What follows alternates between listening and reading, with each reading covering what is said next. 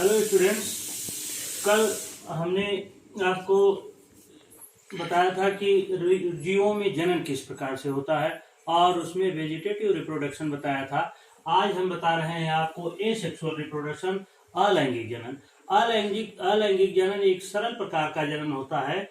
इसमें एक ही जीव जनन क्रिया में भाग लेता है, किसी दूसरे जीव की आवश्यकता नहीं होती है। इस तरह से जो उस एसेक्सुअल रिप्रोडक्शन में जो ऑफस्प्रिंग बनते हैं, जो संतानें बनती हैं, वह अपने पेरेंट्स की हूबहू कॉपी होती हैं, जिन्हें क्लोन्स कहा जाता है। एसेक्सुअल रिप्रोडक्शन में किसी प्रकार का आगे उसमें नई जीव जातियों के विकास की संभावनाएं नहीं होती हैं, क्योंकि उसमें अर्धसूत्री विभाजन नहीं होता है और उसमें जो है कि नई संतान बनने की इसलिए कोई चांसेस, नई प्रकार की संतान बनने के कोई चांसेस नहीं रहते हैं, उसमें विभिन्नताएं नहीं आती हैं।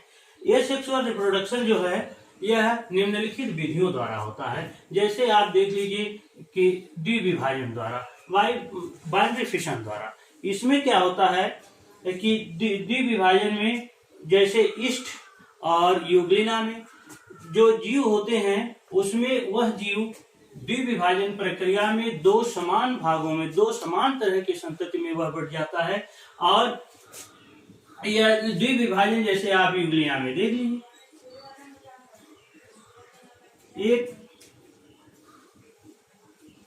एक जीव चाहे वह ट्रांसवर्स विभाजित होता हो या लॉन्गिट्यूडनल विभाजित होता हो, यह दो प्रकार से विभाजित हो सकता है, लॉन्गिट्यूडनली और ट्रांसवर्सली। जैसे यूग्लिना में क्या होता है,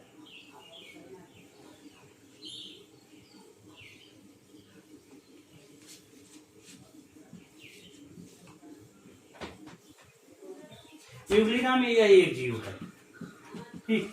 और इसमें जब लॉन्गिट्यूडनल बाइनरी फिशन होना रहता है तो इसमें इस तरह के यह गर्त बढ़ते जाते हैं और एक ही से दो संतानों का इसमें आगे यह लॉन्गिट्यूडनल डिवीजन होता जाता है और एक ही से दो संतानें बन जाती हैं, एक ही से दो संतानें ऐसे बन जाती हैं, ठीक। तो इसे बाइनरी फिशन कहा जाता है। और बाइनरी फिशन प्रकार का जनन प्राय ईस्ट कोशिका में अथवा यूग्लिना में होता है। ईस्ट कोशिका में ट्रांसवर्स बाइनरी फिशन होता है। इसमें एक ईस्ट सेल यह दो समान प्रकार की ईस्ट सेल्स में बढ़ जाती है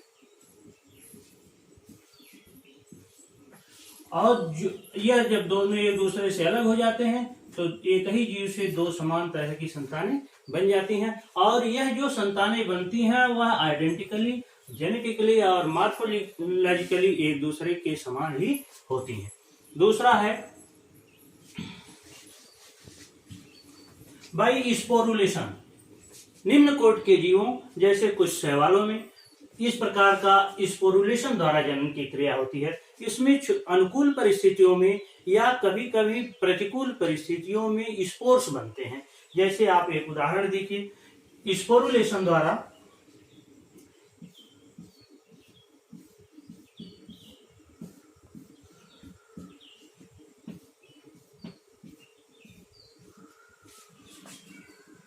यह जो मेन सेल्स होती है, इसमें बहुत सारे, इसके एक न्यूक्लियस से बहुत सारे छोटे छोटे स्पोर्स बन जाते हैं और जब जीवन की अनुकूल परिस्थितियां आती हैं तो यह सेल गल करके नष्ट हो जाती है और यह सभी स्पोर्स जर्मिनेट करके एक एक नए स्वतंत्र प्लांट्स बना लेते हैं, स्वतंत्र पौधे बना लेते हैं। कभी कभी क्या होता है कि जैसे स्पायरोगायरा में या ओडोगोनियम नामक शैवाल में जीवन की प्रतिकूल परिस्थितियों में यह अपने जीव द्रव्य की रक्षा करता है। उस समय क्या होता है कि इसकी जो सेल है यह काफी हार्ड हो जाती है यह सेल, जो प्रतिकूल परिस्थिति से इसकी रक्षा करती है, जिसको एकाइनिट्स कहा जाता है। और जब अगले सीजन में जीवन की अनुकूल परिस्थितियां आती हैं, पर्याप्त मात्रा में उसको अंकुरण के लिए समय मिलता है, तो यह जो एकाइनिड्स हैं इसकी हार्ट सेल या गल करके नष्ट हो जाती है और एक एकाइनिड से एक प्लांट का डेवलपमेंट हो जाता है। इसके बाद है बाई बडिंग। कुछ निम्न कोटि के शैवालों में या कुछ निम्न कोटि के जीवों में, जैसे आप ईस्ट सेल ले लीजिए, इसमें मेन सेल से एक आउटग्रोथ निकलती है। यह आउटग्रोथ निकलती है, यह आउटग्रोथ बढ़ते बढ़ते ये जीवन की अनुकूल परिस्थितियों में क्रिया होती है। यह आउटग्रोथ बढ़ते बढ़ते काफी बड़ी हो जाती है, इसमें एमेटाटिक डिवीजन होता है और जब कभी यह बड्स इससे अलग होती है तो यह एक स्वतंत्र पौधे का निर्माण कर लेती है। इस तरह से जीवन की अनुकूल परिस्थितियों में प्रायः ईस्ट में मुकुलन द्वारा यानी बडिंग द्वारा बहुत सारे जीव बन जाते हैं। जितने मुकुल बनते हैं प्रत्येक बड्स नए संतान उत्पन्न कर लेते हैं। इसके बाद है बाई फ्रेगमेंटेशन। फ्रेगमेंट्स माने होता है खंड। इसमें क्या होता है कि जो मुख्य जीव होता है वह जितने भागों में टूटता है, जितने फ्रेगमेंट्स में टूटता है, जैसे यह एक प्लांट, प्रायः एल्गी में इस तरह की क्रिया होती है, तो यह जितने पार्ट में यह मेन सेल टूट करके अलग हो जाती है, जितने उतने अलग शैवाल का यह निर्माण कर लेती है।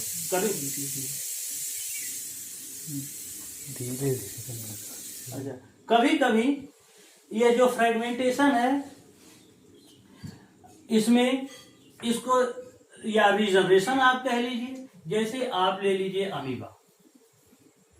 अमीबा में क्या है कि जितने पार्ट्स में यह टूट जाएगा, जितने पार्ट में यह खंड बनेगा और प्रत्येक खंड में यदि न्यूक्लियस का अंश है तो उतने अमीबा तैयार हो जाएंगे।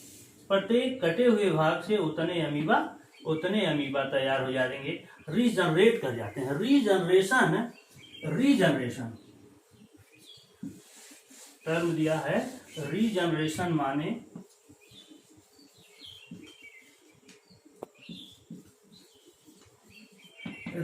पुनः, जनरेशन माने उत्पन्न होना। उस जीव से उसी जैसे तमाम जीव उत्पन्न हो जाते हैं जितने भागों में यह कटा हुआ है। शर्त यह है कि प्रत्येक कटे हुए भाग में न्यूक्लियस का अंश होना चाहिए। इस तरह से उस जीव की कभी भी प्राकृतिक मृत्यु नहीं होती है।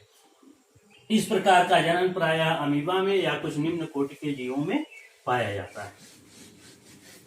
अब आइए आपको बताते हैं अलैंगिक जनन से क्या लाभ होते हैं।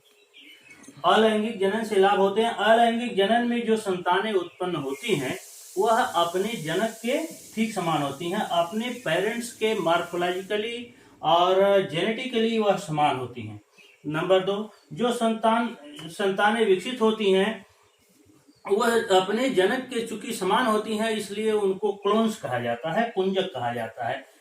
नंबर 3, इस जनन में यानी अलैंगिक प्रकार के जनन में युग्मकों का निर्माण, उनका फर्टिलाइजेशन और उनका एम्ब्रियोनिक डेवलपमेंट यानी भ्रूणीय परिवर्धन की क्रियाएं यह नहीं होती हैं। इसलिए इनसे नए प्रकार के जीव उत्पन्न होने की विभिन्न प्रकार के जीव उत्पन्न होने की संभावनाएं नहीं आती, यानी उनमें विभिन्नताएं आने के चांसेस नहीं होते हैं। यह जनन एक जनक द्वारा होता है, अर्थात इसमें जनन की निश्चित होने की संभावना अधिक होती है। अलैंगिक जनन में जैसे अलैंगिक जनन से कुछ लाभ हैं, उसी तरह से इससे कुछ हानियां भी हैं।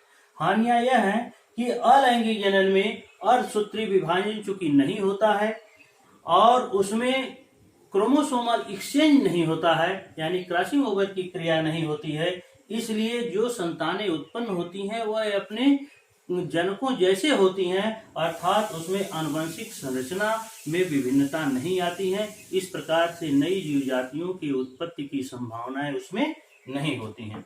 अब आइए स्टूडेंट्स आपको बताते हैं सेक्सुअल रिप्रोडक्शन।